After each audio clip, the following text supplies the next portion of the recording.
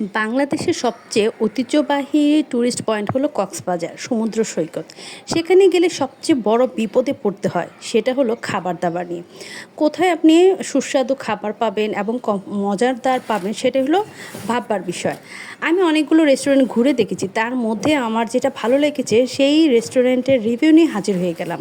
এখন আমি যে রেস্টুরেন্টে গিয়েছি সেটার নাম হলো আলগনি।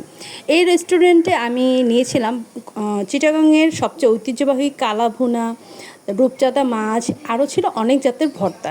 আরও অনেক ধরনের খাবার আছে, আপনার যেটাই পছন্দ সেটা আপনার ওনাদেরকে অর্ডার করলে দিয়ে দিবে। আমার কাছে অন্যান্য রেস্টুরেন্ট থেকে এই রেস্টুরেন্টের খাবার বেস্ট লেগেছে, আপনারাও দেখে আসতে পারেন। এই ঝাল খাবার শেষ করে আমি নিয়েছিলাম একটা ডেজার্ট। এত সুন্দর এটা ডেকোরেশনটা যেমন চমৎকার লোভনীয়, তেমনই খাবারটার টেস্ট। আমি বলবো এটা কিন্তু মিস করবেন না, অবশ্যই আলকনিতে গেলে এই ফালুদাটি খেতে যাবেন। 100% টেস্টি ফালুদা, খুবই ভালো লেগেছে, যার জন্য আমি দুইবার নিয়ে খেয়েছি। তো যাই হোক, সবার টেস্ট পাওয়ার একরকম নয়, তারপরও আমি বলবো তাদের খাবারের সার্ভিস এবং ফুড একদম খুবই টেস্টি, ইয়ামি। আপনারাও কিন্তু অন্যান্য জায়গায় ঘুরে না এসে আলকনিতে যেয়ে খেয়ে আসবেন।